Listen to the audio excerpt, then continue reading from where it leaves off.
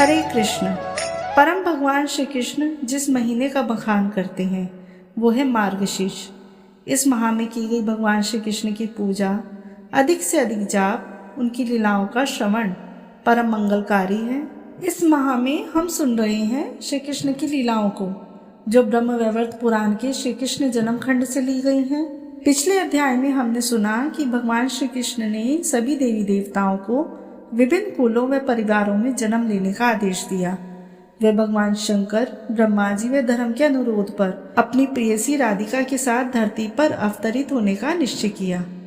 इसी श्रृंखला को आगे बढ़ाते हुए हम इसे आगे की कथा श्रवण करते हैं। बोली बांके बिहारी लाल की जय। इसी बीच ब्रह्मा जी श्री हरि के सामने उठकर खड़े हो गए और हाथ जोड़कर विनय पूर्वक उन जगदीश्वर से बोले। ब्रह्मा जी ने कहा, प्रभु इस सेवक के निवेदन पर ध्यान दीजिए। महाभाग आज्ञा कीजिए कि भूतल पर किसके लिए कहाँ स्थान होगा। स्वामी ही सदा सेवकों का भरण पोषण और उद्धार करने वाला है। सेवक वही है जो सदा भक्ति भाव से प्रभु की आज्ञा का पालन करता है। कौन देवता किस रूप में अवतार लेंगे, देवियां भी किस कला से अवतीर्ण होंगी, भूतल पर कहाँ किसका निवास स्थान होगा और वह किस नाम से ख्याति प्राप्त करेगा।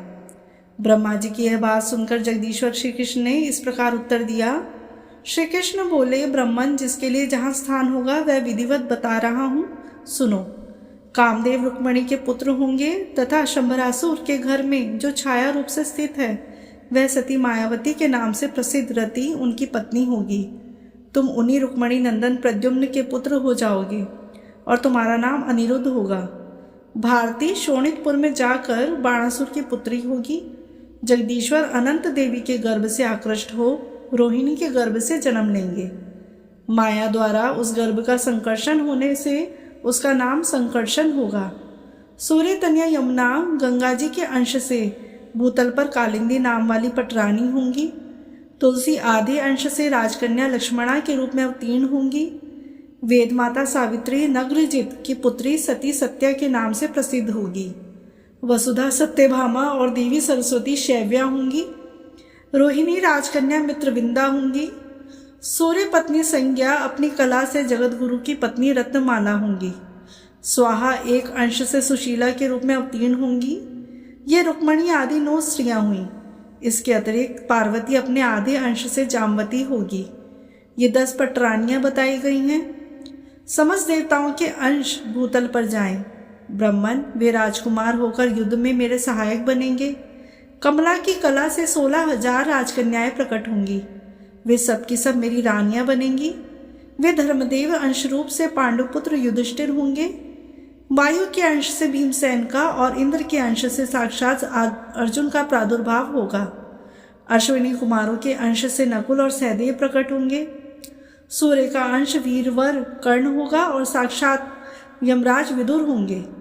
कलि का अंश दुर्योधन, समुद्र का अंश शांतनु, शंकर का अंश अश्वत्थामा और अग्नि का अंश द्रोण होगा। चंद्रमा का अंश अभिमन्यु के रूप में प्रकट होगा। स्वयं वसुदेवता भीष्म होंगे। कश्यप के अंश से वसुदेव और अदिति के अंश से देवकी होगी। वसु के अंश से नंदगोप का प्रादुर्भाव होगा। वसु की पत्नी यशोदा होंगी। कमला के अंश से द्रौपदी होंगी, जिनका प्रादुर्भाव यज्ञकुंड से होगा। अग्नि के अंश से महाबली दृष्टद्युम्न का जन्म होगा। शत्रुपा के अंश से सुभद्रा होंगी, जिनका जन्म देवकी के गर्भ से होगा। देवता लोग बारहारी होकर अपने अंश से पृथ्वी पर अवतीर्ण हों। इसी प्रकार देव पत्नियां भी अपनी कला से भूतल पर पधारें। नारद ऐसा कहकर भगवान कृष्ण चुप हो गए। वह सारा विवरण सुनकर प्रजापति ब्रह्मा वहां अपने स्थान पर जा बैठे। देवर्षि श्री कृष्ण के वाम भाग में वाग्देवी सरस्वती थी। दाहिने भाग में लक्ष्मी थी। अन्य सब देवता और पार्वती देवी सामने थी। गोप और गोपियां भी उनके सम्मुख ही बैठी थी। श्री राधा श्याम सुंदर के वक्षस्थल में विराजमान थी। इसी समय व्रजेश्वरी राधा अपने प्रियतम से बोली। राधिका ने कहा, नाथ मैं कुछ कहना चाहती हूँ। प्रभु इस दासी की बात सुनो। मेरे प्राण चिंता से निरंतर जल रही हैं। चित्त चंचल हो रहा है। तुम्हारी ओर देखते समय मैं पल भर के लिए आंख बंद करने या पलक मारने में भी असमर्थ हो जाती हूँ। फिर प्राणनाथ तुम्हारे बिना भूतल पर अकेली कैसे जाऊंगी। प्राणेश्वर जीवन बंधु, सच बताओ, वहाँ गोकुल में कितने काल के पश्चात तुम्हारे साथ मेरा अवश्य मिलन होगा? तुम्हें देखे बिना एक निमेष भी मेरे लिए 100 युगों के समान प्रतीत होता है। वहाँ मैं किसे देखूंगी, कहाँ जाऊंगी और कौन मेरी रक्षा करेगा? प्राणेश, तुम्हारे सिवा दूसरे किसी पिता, माता, भाई, बंधु, बहन या पुत्र का मैं क्षण भर भी चिंतन नहीं करती हूँ। मायापते, यदि तुम भूतल पर मुझे भेजकर माया से आच्छन्न कर देना चाहते हो, वैभव देकर भुलाना चाहते हो, तो मेरे समक्ष सच्ची प्रतिज्ञा करो। मधुसूदन, मेरा मन रूपी मधु तुम्हारे मकर कुंद चरणारविंद में नित्य निरंतर भ्रमण करता रहे। जहाँ जहाँ जिस योनि में भी मेरा यह जन्म हो, वहाँ वहाँ तुम मुझे अपना स्मरण व मनोवांछित दास्य भाव प्रदान करो। मैं भूतल पर कभी भी इस बात को न भूलूं कि तुम मेरे प्रियतम श्री कृष्ण हो, मैं तुम्हारी प्रियसी राधिका हूँ तथा हम दोनों का प्रेम सौभाग्य शाश्वत है। प्रभु, यह उत्तम वर मुझे अवश्य दो। जैसे शरीर छाया के साथ और प्राण शरीर के साथ रहते हैं, उसी प्रकार हम दोनों का जन्म एवं जीवन एक दूसरे के साथ बीते। विभो, यह श्रेष्ठ वर मुझे दे दो। भगवान, भूतल पर पहुंचकर भी कहीं हम दोनों का पल भर के लिए भी वियोग न हो, यह वर मुझे दे दो। हरे, मेरे प्राणों से तुम्हारा शरीर निर्मित हुआ है, मेरे प्राण तुम्हारे श्री अंगों के क्लिंग नहीं है। मेरी इस धारणा को कौन निवारण कर सकता है? मेरे शरीर से तुम्हारी मुरली बनी है और मेरे मन से ही तुम्हारे चरणों का निर्माण हुआ है। तात्पर्य यह है कि मैं तुम्हारी मुरली को अपना शरीर मानती हूँ और मेरा मन तुम्हारे चरणों में कभी विलग्न नहीं होता है। संसार में कितने ही ऐसे स्त्री पुरुष हैं जो सामने एक दूसरे की स्तुति करते हैं, परंतु कहीं भी अपने प्रियतम में निरंतर आसक्त रहने वाली मुझ जैसी प्रियसी नहीं है। तुम्हारे शरीर के आधे भाग से किसने मेरा निर्माण किया है? हम दोनों में भेद ही नहीं है, अतः मेरा मन निरंतर तुम्ही में ही लगा रहता है।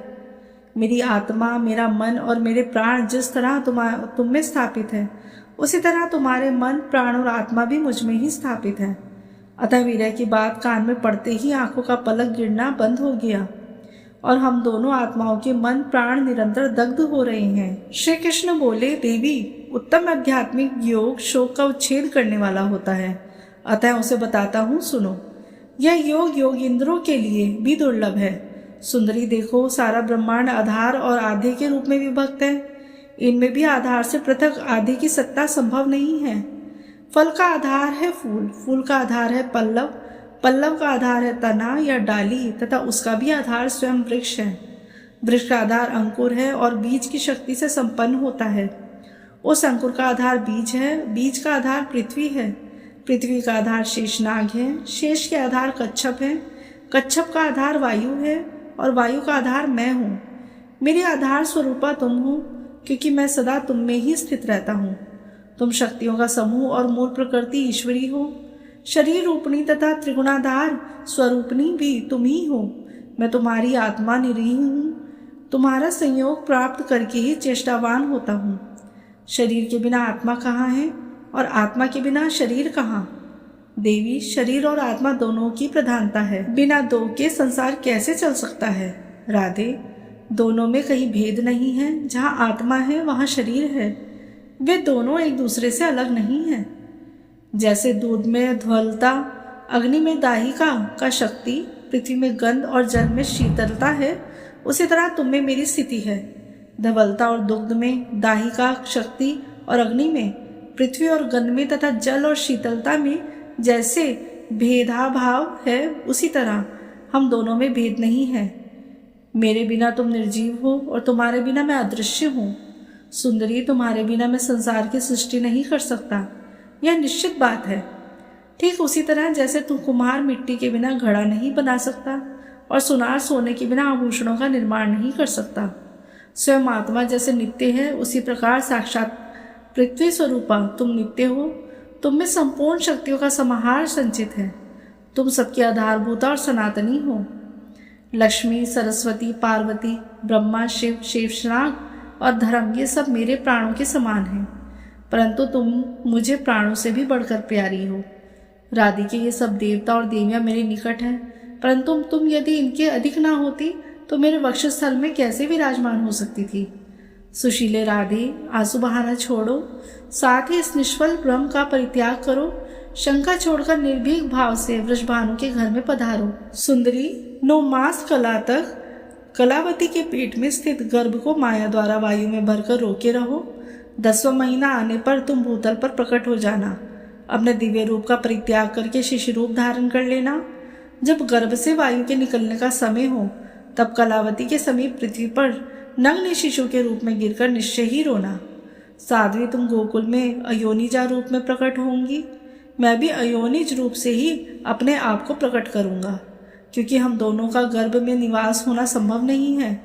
मेरे भूमि पर स्थित होते ही पिताजी मुझे गोकुल में पहुंचा देंगे। वास्तव में कंस के भय का बहाना लेकर मैं तुम्हारे लिए ही गोकुल में जाऊंगा।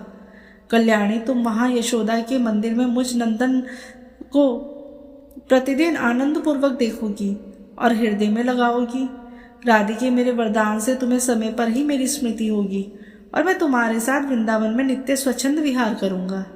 सुशीला आदि जो 33 तुम्हारी सखियां हैं, उनके तथा अन्य बहुसंख्यक गोपियों के साथ तुम गोकुल में पधारो। असंख्य गोपियों को अपने अमृतोपम एवं परिमित वाणी द्वारा समझा बुझाकर आश्वासन दे गोकुल में ही रखकर तुम्हें गोकुल में जाना है।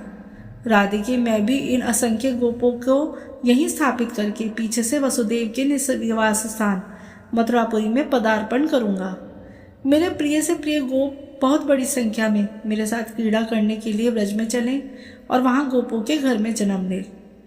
नारद, यूं कहकर श्री कृष्ण चुप हो गए। देवता, देवियां, गोप और गोपियां वहीं ठहर गईं।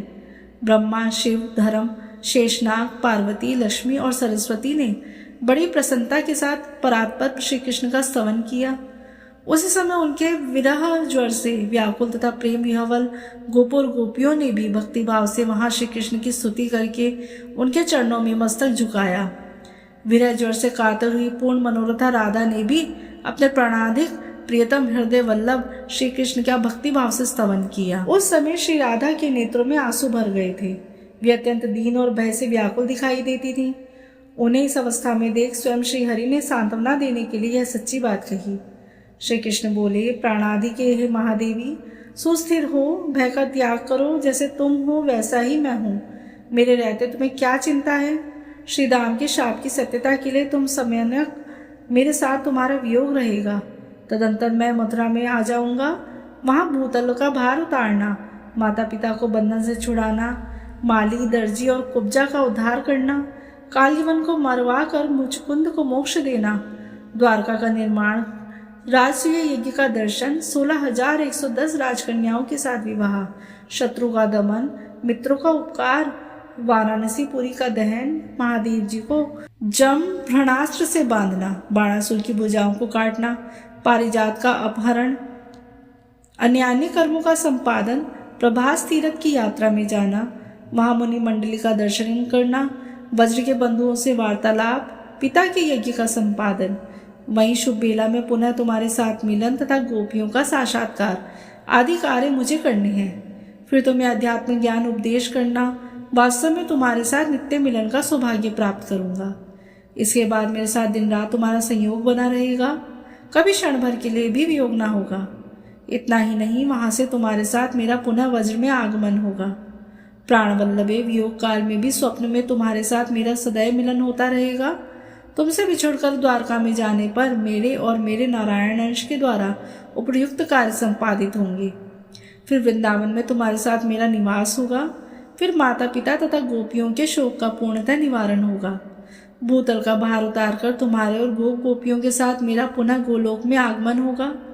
राधे, मेरे अंशभूत जो नित्य परमात्मा पर नारायण है, वे लक्ष्मी और सरस्वती के साथ वैकुंठ लोक को पधारेंगे। धर्म और मेरे अंशों का निवास स्थान श्वेत द्वीप में होगा। देवताओं और देवियों के अंश भी अक्षय धाम को पधारेंगे। फिर इसी गोलोक में तुम्हारे साथ मेरा निवास होगा। कांते, इस प्रकार समस्त भावी शुभाशुभ का वर्णन मैंने कर दिया है। मेरे द्वारा जो निश्चय हो चुका है उसको कौन निवारण कर सकता है? तदंतर श्री हरि ने देवताओं और देवियों से समायोजित बात कही। देवताओं, अब तुम लोग भावी कार्य की सिद्धि के लिए अपने अपने स्थान को जाओ।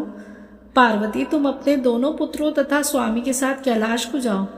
मैंने जो कार्य तुम्हारे जिम्मे लगाया है वह सब यथासंभव पूरा होगा। ब्रजेश्वरी राधेश गणेश को छोड़कर शेष छोटे बड़े सभी देवताओं और देवियों का कला द्वारा भूतल पर अवतरण होगा।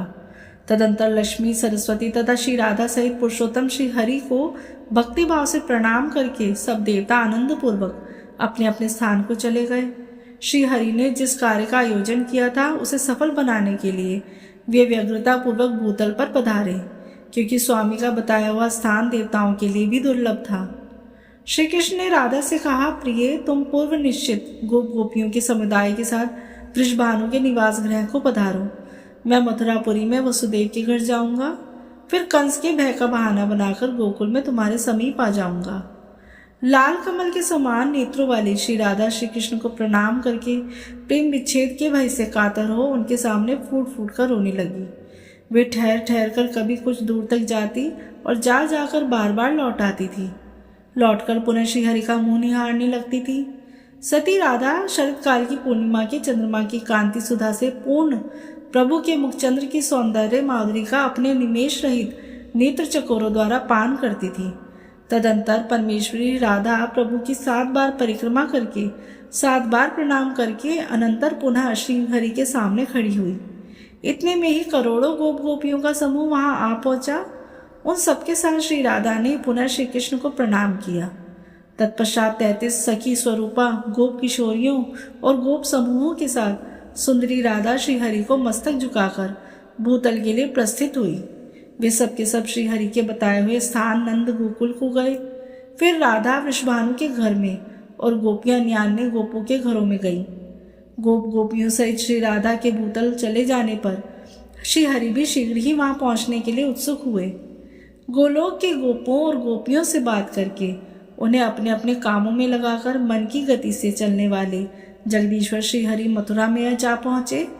पहले देवकी और वसुदेव जो पुत्र हुए उन्हें कंस ने तत्काल मार डाला। इस तरह उनके 6 पुत्रों को उसने काल के गाल में डाल दिया। देवी का 7वां गर्भ शेषनाग का अंश था, जिसे योगमाया ने खींचकर गोकुल में निवास करने वाली रोहिणी के गर्भ में स्थापित कर दिया। फिर वह श्रीहरि की आज्ञा से चली गई। इस प्रकार भगवान नारायण ने नारद को कथा सुनाई और इस कथा के अगले अध्याय हम सुनेंगे अगली कड़ी में। और अगर आपको हमारा वीडियो पसंद आता है तो वीडियो को लाइक एंड शेयर जरूर करें, और अगर आप हमारे चैनल पर पहली बार आए हैं तो चैनल को सब्सक्राइब जरूर करें। हरे कृष्ण।